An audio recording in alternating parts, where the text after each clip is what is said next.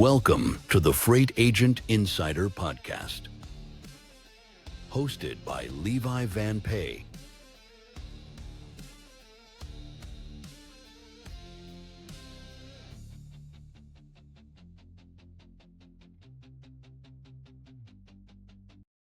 Welcome back, everybody. Glad to have you here today. Levi, your host. Hope you are ready to rock and roll. It's going to be fun today.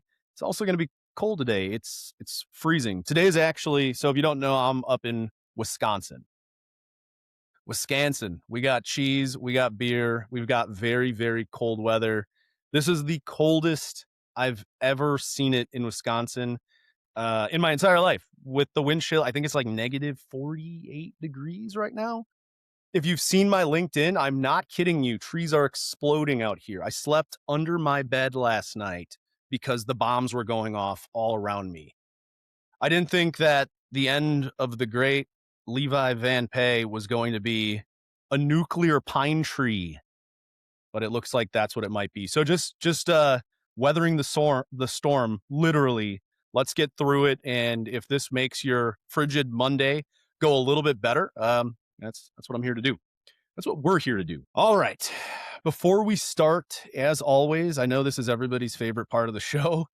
If you could, and I mean this, if you could, go like and subscribe to Freight Agent Insider on YouTube, Spotify, TikTok, LinkedIn. Smash the bell icon for auto alerts to new episodes every Monday, 9 a.m. Central Time. That's not Eastern Time. It's Central Time. Someone asked where it was the other day. Well, you were in the wrong time zone. Do you have questions for our agents? Ask them, and we will answer them live. Just go to freightagentinsider.com, click the page, talk to us live, and you can record a question right from your phone. We got to get more people doing that. It's a lot of fun. Be a part of the show. If you are a wannabe freight agent, you don't have any experience, again, go to freightagentinsider.com. And you can start we have a freight agent boot camp there put together from all of the latest tips and tricks of our freight agent guests. Get a 25% discount with code INSIDER. All right, enough of all of that. Let's get down to business. So today I'm very excited to introduce, this is somebody I have not talked to prior to the start of this show, and an awesome guy. Introducing the great freight agent, Roger Scekic.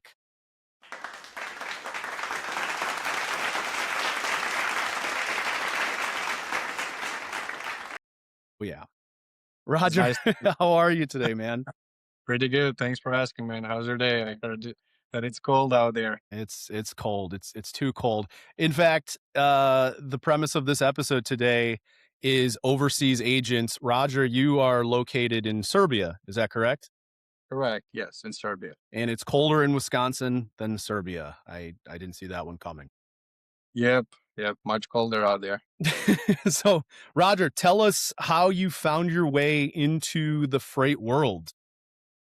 I was really young. It was back in 2019. I was 19 years old, and I was working in a hotel at the reception desk, and I wasn't very satisfied with my paycheck. I was young and I wanted to do more.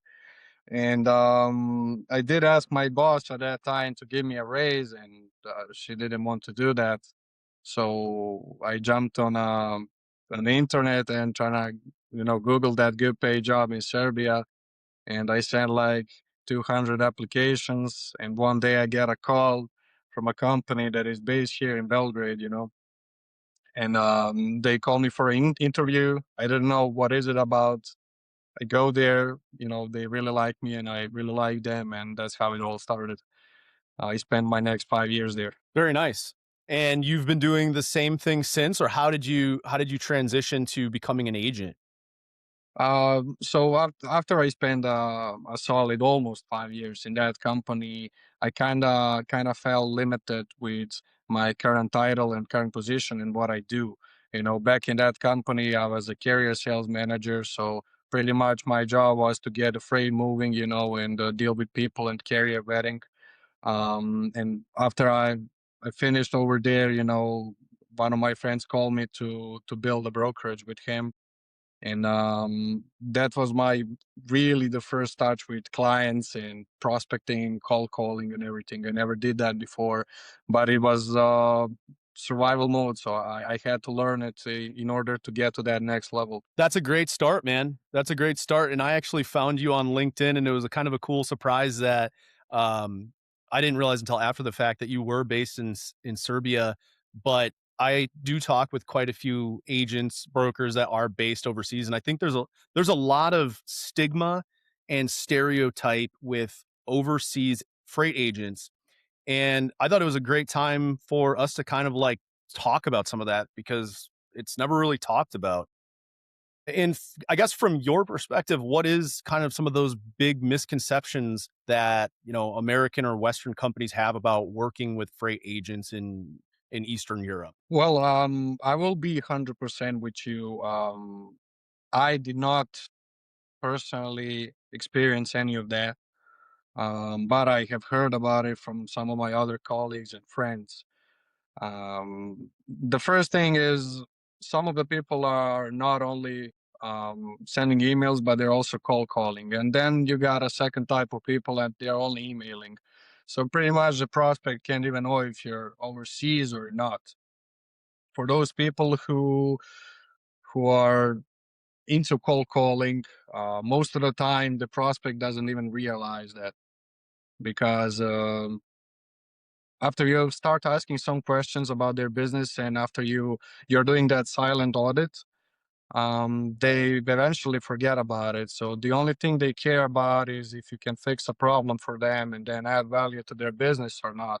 They don't care if you're That's right. overseas or not. Matter of fact, one of my top clients with the most load volume monthly, she's aware that I'm in Serbia and she doesn't have a problem with it. Yeah.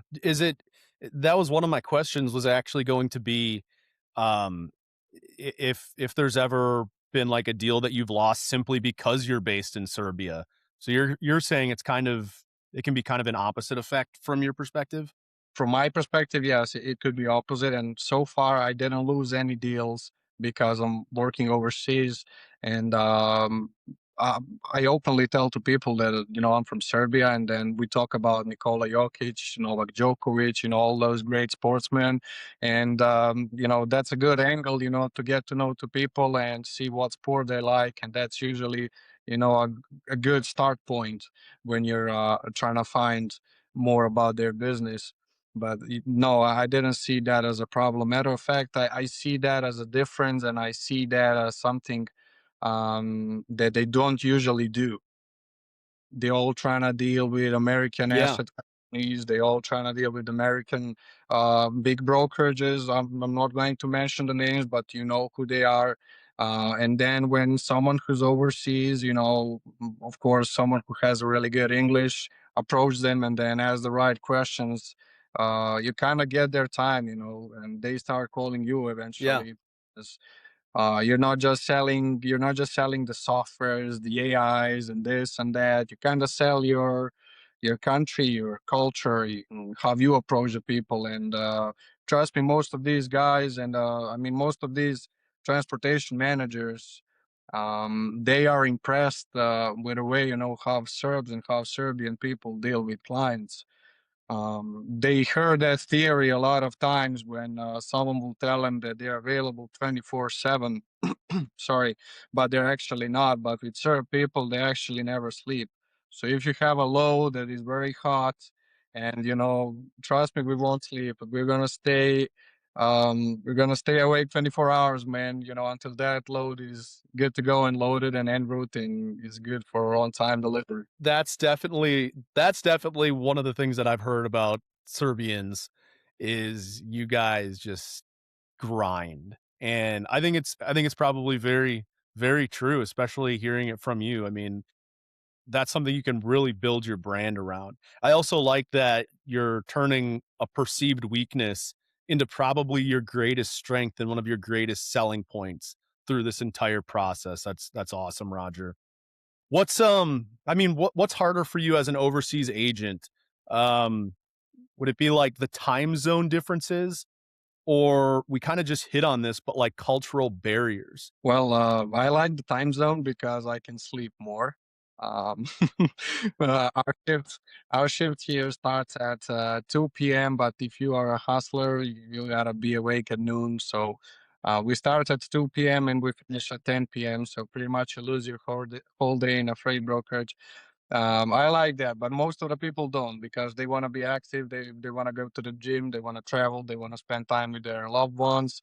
And to be honest with you, I don't care about all that. I just want to move freight, man, meet people, grind, build my own team, scale the business. Like that's the only thing I think about 24/7. The only thing that I don't like about it is that I would prefer to meet these potential clients and prospects in person, go for a drink, go for lunch or breakfast, doesn't matter. Go for a jog. Like, I just want to meet them face to face. I think that most of these lost prospects would be actually good if we had a chance to meet in real life. I guess those conferences help there a lot. So I do think about Yeah. attending it next year. Um, Well, I dude, just you know read it's, my you read my mind. You read my mind. Sorry to beat you to it there, but I was just about to ask you about building trust with clients you can't meet face to face. yeah. Well, it's tough. Sometimes it's tough, especially with new clients who don't really trust you off the bat. You gotta take your time and start moving loads without any single issue, and you gotta show them that you care and that you are on top of your game all the time, 24 hours. But eventually, after you prove to them that you are different, that your team is different, that they're not just the number in your book, when you prove to them that you actually want to build a relationship, even if it doesn't go in your favor, it's all a cake from there. That's right. Yeah, and I think that's a core concept for everybody, whether you're based in the States, elsewhere, doesn't matter.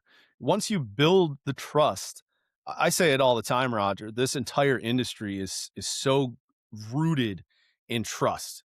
Whether it's an agent with a customer, an agent with a brokerage, a driver with a carrier, everything we do is so rooted in trust. And if you can get past that initial um, who are you? Can I trust you? You're in business. So, dude, let's flip it around. What advantages do you have operating from Serbia that agents in the United States don't have? I have my own view of things. Obviously, that's why I'm here and that's why you invited me, and I Of appreciate that. course. I do think that most of the people from Serbia, money is a very big motivation for them. The ability to work in American industry for American salary under American rules from Serbia is a very big advantage here, especially for young people. And I'm not gonna fake it out. Obviously, we all work for money. They don't need money, we wouldn't work, right? So that was actually the thing that attracted myself a couple years back when I saw the salary and commission structures. Man, I didn't want to turn my PC off, And in Serbia, that's the number one motivation. People can tell you something else, like meeting other people. Sure, you can meet another person if you go outside right now. Like they're not about meeting people. We work for money. All right. Otherwise, we wouldn't be having it up. So that's my main motivation. Obviously, after that comes your personal development. You probably noticed. I'm not sure if I'm the first Serbian you speak to or not, but most of us have a solid English. Some of them have really good English, and that actually helps them get into this easier. Most of the companies require your English to be at some certain level, so you can obviously speak to clients, carriers. Depends what path do you choose. And if you ask me, only those two, only those two. You're because it's if you look at it the right way, it's ugly. Um, you don't have time in the morning because you're sleeping because you were working late last night. You don't have nights because you work late nights. 2 p.m., 10 p.m., you're also working. So pretty much Saturday and Sunday are your only day offs. And that's only if you're not grinding enough. That's right. If you're if you So what do have you your own clients and they have low shipping over weekend. You don't even have these 2 days off. So what do you do for fun over there in Serbia when you're not working, Roger? I don't have fun. Work is my fun. I live this. I love this. You know what's Yeah, fun when I put 500 bids out there and I win 300 and my brokers are happy. Oh my God, so much freight. And we cover all of that. Clients are happy. That's my fun. Like what I'm supposed to do. that's awesome. Go to the concert and then what? No. No. I just like to work. And trust me, it's not that I'm trying to make it funny. That's the truth. And even my girlfriend that I've been with for 3 years, she hates it. You Mhm. know how women are. They want to go for a walk, for a brunch. They want to go buy this, buy that, spend time. Travel. I don't like all of that. Matter of fact, one of our biggest clients today. Um, do you know how I brought him? We were at the seaside. We were supposed to have 2 weeks off. I was at the beach with my laptop Mhm. and I pitched the guy and got a business. And your customers must love that, man. Like when you are so dedicated to their business and their needs that you just don't step away. I mean, it sounds like you're a machine. Sounds like that's exactly why you're as successful as you are. They appreciate almost and sometimes not almost, but instant replies. That's what I realized that most Yeah, of them appreciate a lot because when they send out a similar email to another brokerage, they need to wait an hour or two, sometimes even a day for response. Well, with me and my team, how I teach them to do this business is whenever you see an email or a phone call that you missed, reply, pick up the phone and call back. We need to be as efficient as possible because that's what matters the most. Imagine if something goes sideways, in a freight brokerage. Unfortunately, fraud is peaking right now. So imagine your truck is missing, the tracking is off. You need to act immediately. You don't have an hour or even 30 minutes to lose because every single minute counts and it can save you a bunch of money. One claim can close down the whole company. that's right. Oh yeah, absolutely. Ironically, I believe that's, and you might have heard of this, dealt with it yourself, but I know a lot of US based agent programs, they don't like bringing agents on board, and this is not all of them.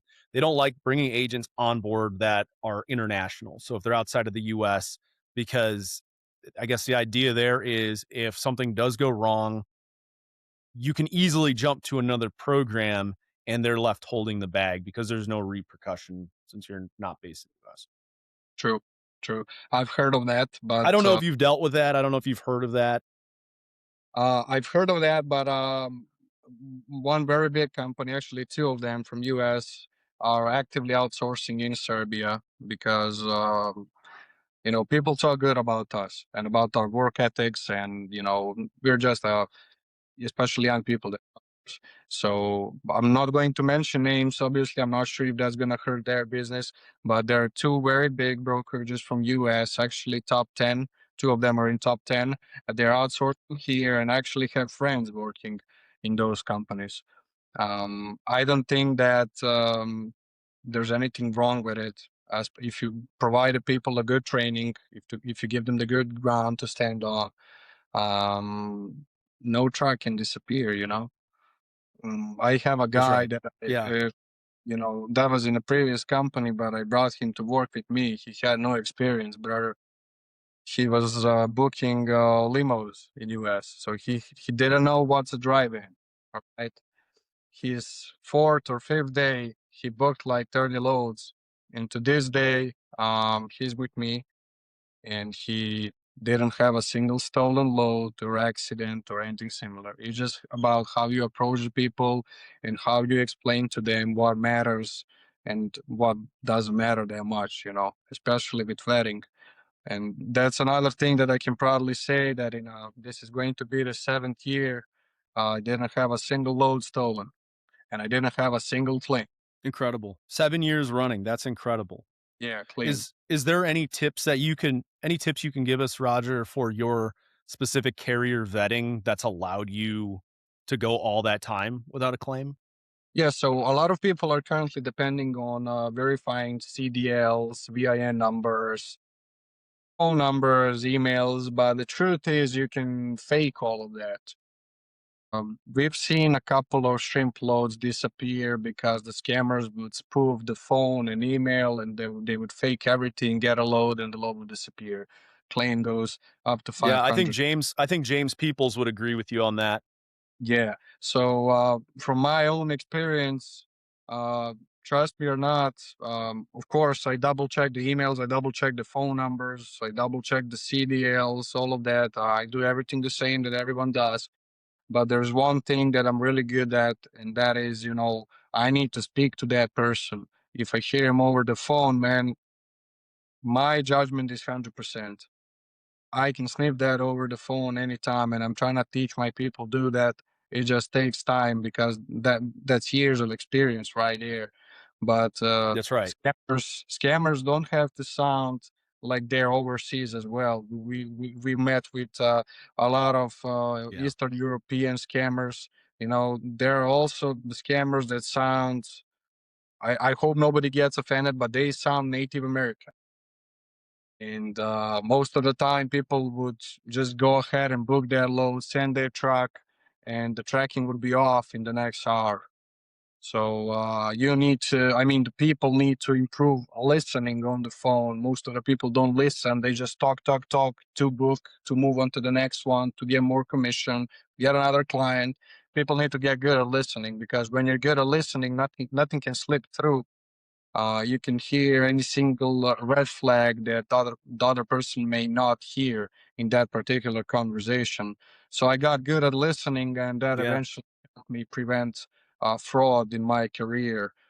Maybe I'm lucky, maybe I'm speaking the truth, but I didn't have a load stolen. I think you're absolutely speaking the truth. And here is the bottom line. I think the best agents I've ever seen are very detail oriented people versus the best salesmen I've ever seen aren't always good agents because some of the best salesmen I've ever seen are not detail oriented.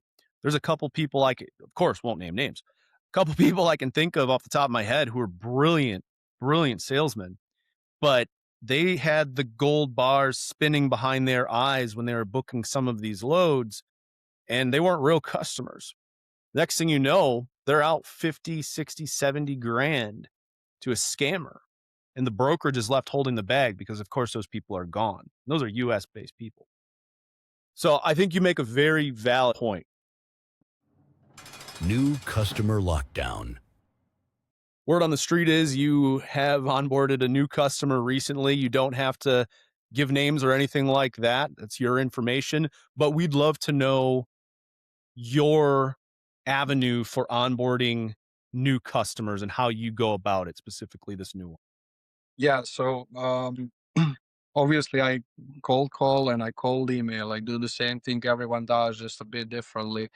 I try to provide the value in my first outreach so people can actually see how can I help them and what good they get from working with me. And it is actually very easy to get them on a call, especially in this market and especially with everything that is happening and the rules are changing. IC is kicking the drivers out of the country, so there's less trucks on the road. It's very easy to get them on a call. Everyone is interested. And I definitely think that every single agent out there who can provide the real value should use that as an angle because at the end of the day, they also see what we see: less trucks, more loads. And after I get them on a call, um, I just try to do that silent audit that they may not see, and most of them that are experienced, they do see it or they do feel it, they understand it, and that is just a quick benchmark of their operations.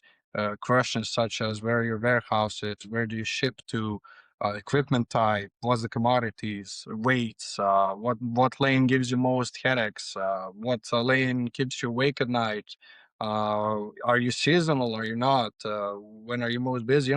Questions like that where you can truly have a picture about their operations and then actually help them out. I'm not telling them that I'm going to help them out and then I just book loads. It doesn't work that way, and that's the problem with most freight agents. is that you actually have to provide a value. I also know when to say no. So most of the time, I'm the one saying no to my clients. I mean, to potential clients, not to my clients. And the recent onboarding was just like that. I was benchmarking around. I was asking the right questions. I kind of find out that their busiest lane goes literally few miles close to our yard, to our main yard that is in Birmingham. And I presented that to him as a solution. We can be competitive there. Unfortunately, everyone cares about the lowest rate right now. And I did say no to most of them, but some of the clients, I see the bigger picture. I see them down the line. So I went ahead and I was competitive going back to Alabama. And now, what's the important thing? You can be competitive if you don't have relationships on the other side. Relationships are a very important thing, and if you don't have them, you can't survive it. There's a lot of listeners of this show that are overseas, especially on our TikTok page. And I think this will be geared towards them. Horror stories and pitfalls. And this doesn't have to be geared towards anyone based overseas, but just for people out there that are looking to do what you're doing and grow like you've grown. What are some, whether it's a horror story or just like a potential pitfall for other people to try to avoid that could have been very costly to you? Well, as I did mention, I didn't have any horror stories, and I'm not proud of that because I did want to have something here so we can laugh about it. But uh, one thing they should definitely do is do their homework before they go ahead and try to benchmark the client. So what happened to me when I was starting is I approached a client and I told him, "Hey, man, I know your facilities in and out. I know your lanes. I know this. I know that." He was like, "Cool, let's meet next Wednesday." We go on a meeting next Wednesday, and I didn't do the homework. And the guy goes, Mm, "Where's our main facility?" You can Google that instantly. You can Google that. I just told him, "Listen, man, I just used that to get you in this meeting." And he said, "Right, I do appreciate the honesty, but that's not how it works. Do your homework, and then we can meet down 6 months." And guess what? We never met bingo. anymore. You know, we never met. Bingo. One, Huge. so Huge. pretty much, you can have a solution, you can have a good picture about him, but if you don't do your homework, that's one thing that can pretty easily knock you off, off that meeting and off their radar. To complement what you just said, this is where being strategic about who you reach out to can be very valuable, especially once you start developing a niche as an agent. If you're moving fertilizer as your main customer, that's all they're doing. Well, you're going to become an expert in grass, in fertilizer, in that niche. Build off that because the next customer you talk to, you could target more people doing the same thing, right?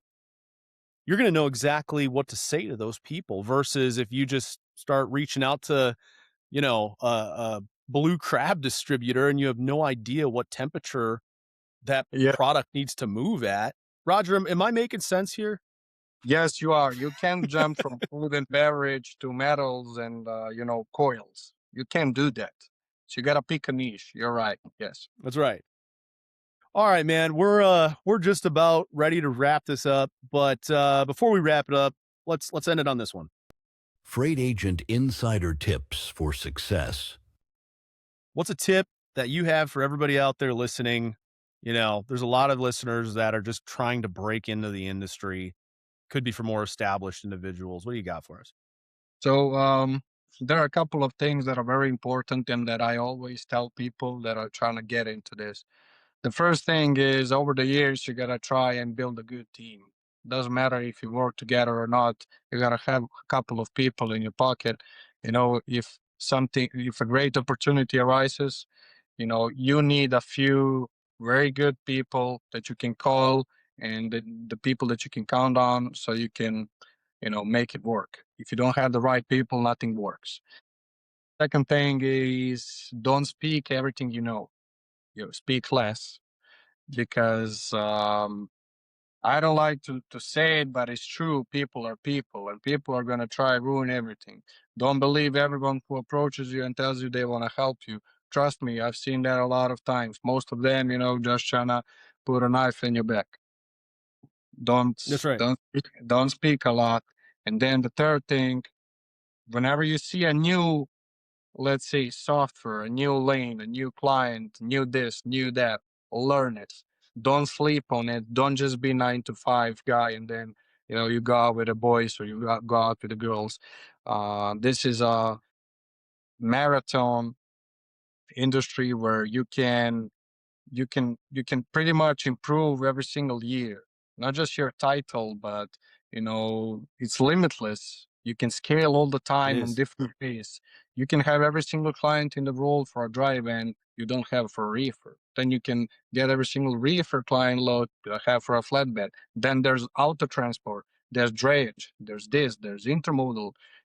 There's unlimited opportunities. And if you see something new, you should definitely learn it, and that will give you an advantage later on.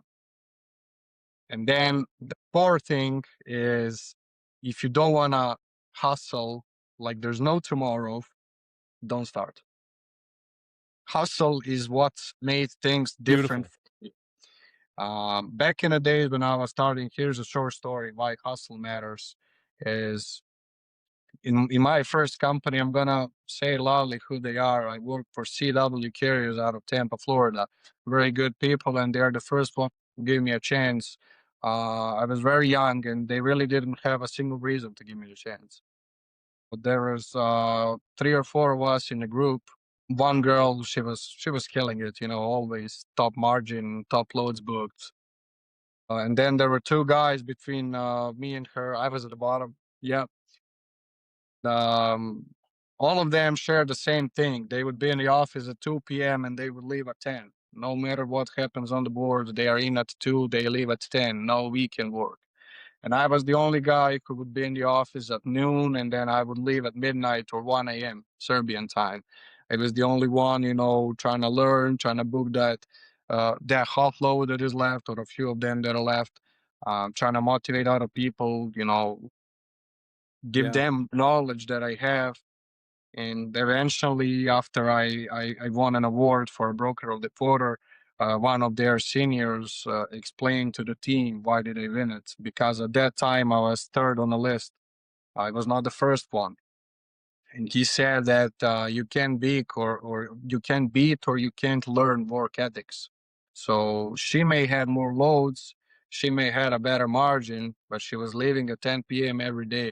So don't think that goes unnoticed. People see those things and they actually help a lot when it comes to these decisions. Not just the awards, awards. Who cares about awards? But one day you're gonna be very close to your promotion and someone's going to say, okay, look, him or her, he was in the office first for a couple of years, leaving last. Obviously, who can deserve it? Who wants that more? So that's the one thing that was actually helping me get to that next level. Shorter after that, I was promoted to a carrier sales manager. I wasn't only a freight broker.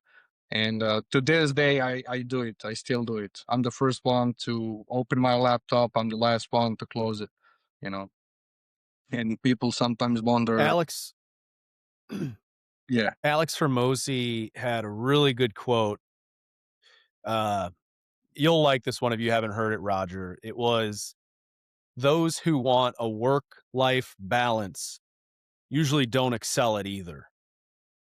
If you want to be the best, and it doesn't have to just be brokering, it doesn't have to be anything related to this industry. You've got to grind. You've got to outwork the person next to you. And if you can do that, especially if it's something that you're passionate about, typically you end up like Roger Scekic in the position that you're in. And, another thing real quick, and we'll wrap this up, Roger. I like what you said earlier about don't say too much. if you haven't read the 48 Laws of Power, I don't internalize that. There was a lot of stuff in there that I didn't believe, but it was very, very interesting. And one of those laws was don't outshine the master. And that can be taken a couple different ways, but I just believe, I believe in exactly what you said, that, sometimes it's just better not to say too much. All right. With that, we got to wrap this up. Roger, thank you so much for joining us. Everybody, thank you for joining us. It was fun. I hope everybody took something away from this one. Check back with us next Monday at 9 a.m. Central Time. Thanks, Roger. Thanks, everybody. Bye-bye. Thank you for watching the Freight Agent Insider Podcast. Like us and subscribe on YouTube, Spotify, TikTok, and LinkedIn